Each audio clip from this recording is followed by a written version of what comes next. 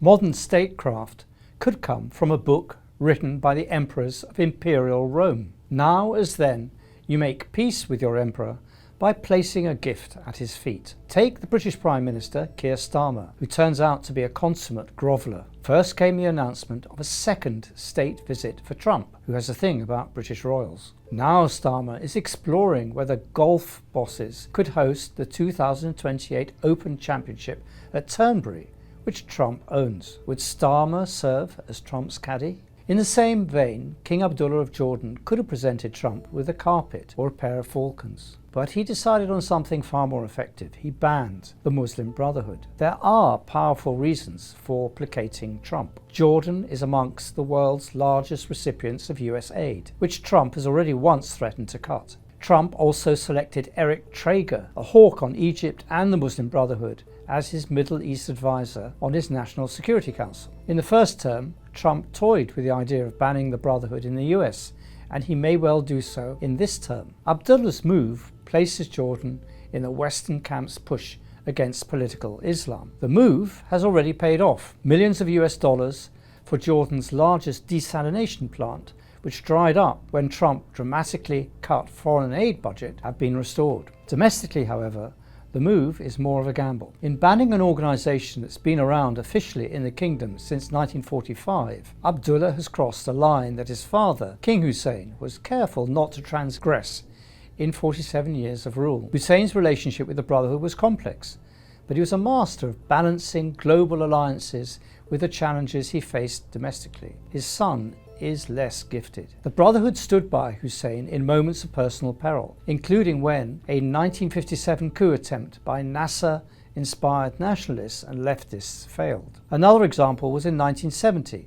when Jordan was on the brink of civil war in its fight with the Palestinian Liberation Organization. The Brotherhood had a battalion alongside Palestinian forces, but they took no part in the conflict itself. The Brotherhood was also useful to Hussein as a safety valve. That happened when the former Iraqi leader Saddam Hussein invaded Kuwait in 1990, and that was another crisis for the king. Hussein was an ally of Saddam, but he was against the invasion. As a consequence, Jordan suffered from the pressure the West put on it. To face this challenge, Hussein kept the unity of his people by forming a government in which 5 ministers were from the Brotherhood. But there were conflicts too. The Brotherhood opposed Jordan joining the Baghdad Pact, one of the many ill-fated attempts to start a regional NATO in 1955. It was also against Hussein's best-known foreign policy move, the Wadi Arba peace treaty with Israel. But Hussein never banned the group, even when he was pressured to do so by Arab leaders like Egypt's Gamal Abdel Nasser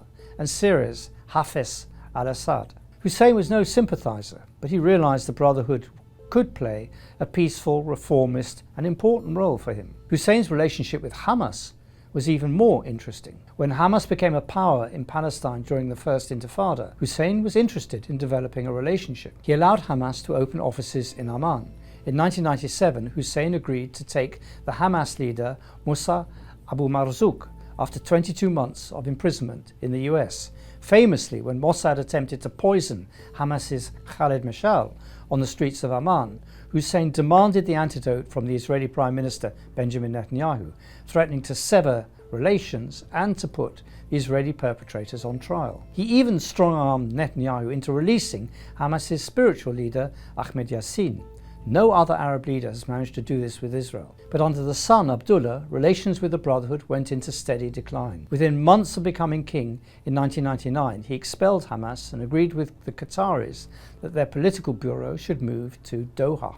He later stripped the Brotherhood's charitable status and stopped their work. He thought he had weakened the Brotherhood to the point where he could contain it, but it is this mistake he's made repeatedly. The regime's other tactic was to encourage splits. In 2015, Jordan granted a license to a splinter group led by Abdul Majid Thunebat under the name of the Muslim Brotherhood Association, making the original group unlicensed. It has used licenses to crack down on the media arm of the affiliated political party, the Islamic Action Front. But each time Abdullah thought he had political Islamists licked, they demonstrated their popularity. The Hamas attack on Israel on the 7th of October 2023 turbocharged support for the Al-Qassam brigades across Jordan, but especially amongst the tribes and the East Bankers. A year later, the IAF secured 31 out of 138 seats, making it the biggest party in Parliament, even as the Brotherhood members were targeted for arrest. In recent days, journalists, commentators, former officials have all called for the Brotherhood to be banned. But there's nothing spontaneous about these campaigns. Just like Egypt, Saudi Arabia and the UAE,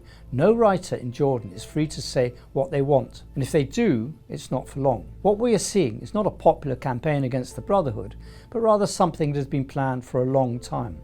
But by whom? There have always been two currents of thinking in the royal court and the defence establishment in Jordan. The first is to see Israel as Jordan's existential enemy. This has been loudly voiced by the Foreign Minister Ayman Safadi, who declared that Israel had killed 30 years of effort to convince people that peace is possible. The same current can be seen in other, less official ways. When Maher al-Jazi, a retired Jordanian soldier, killed 3 Israelis in September 2024 at the border crossing between Jordan and the Israeli-occupied West Bank, members of the Jordanian army went to the family's mourning ceremony in their uniforms. The second current is to see Iran and political Islam as the kingdom's main existential enemy. And this has a formidable, if less visible, proponent, Jordan's General Intelligence Department. This organisation is so vast it was once described to be, by one former official, as Jordan's parallel government. The Mukhabarat, as it is also known, today serves as the CIA's main Arab partner in the region. The CIA provides undeclared financial assistance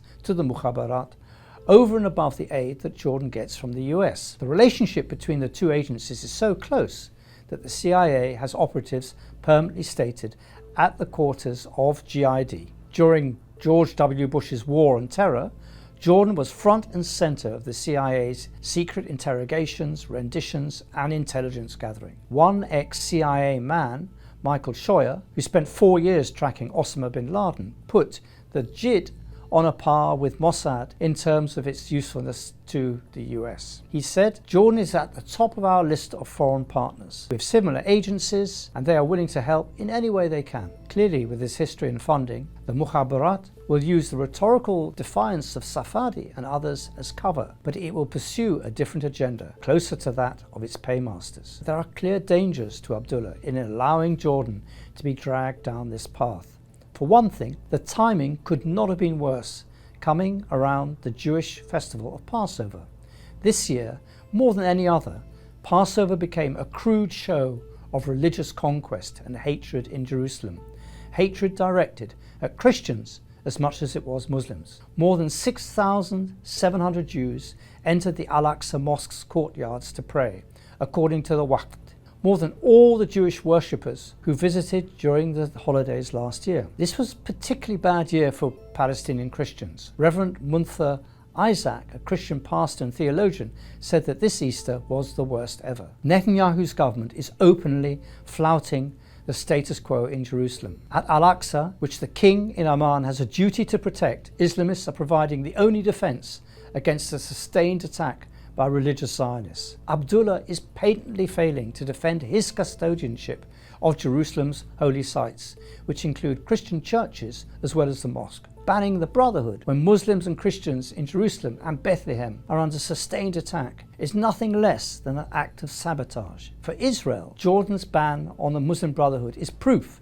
that the king can be bullied. If Israel sees that such a king prioritizes a ban on the Brotherhood over speaking out against what is happening at Al-Aqsa, it can calculate it could get away with its next project, which is the annexation of the West Bank. King Abdullah should be careful not to follow the Palestinian President Mahmoud Abbas's footsteps down the plughole of history. Abbas refuses to allow a government of national unity to form, even though it's patently and abundantly in the interests of Fatah and the PLO to do so. He has done this in the hope of getting on side with Trump. The result is that Ramallah is ignored by both Netanyahu and Trump, who now plans to eliminate the US Security Coordinator's office to further downgrade ties with the Palestinian Authority. Trump's contempt is the reward Abbas has received for prioritising a relationship with Washington over his fellow Palestinians. Abdullah should beware of Abbas's fate. History will not treat him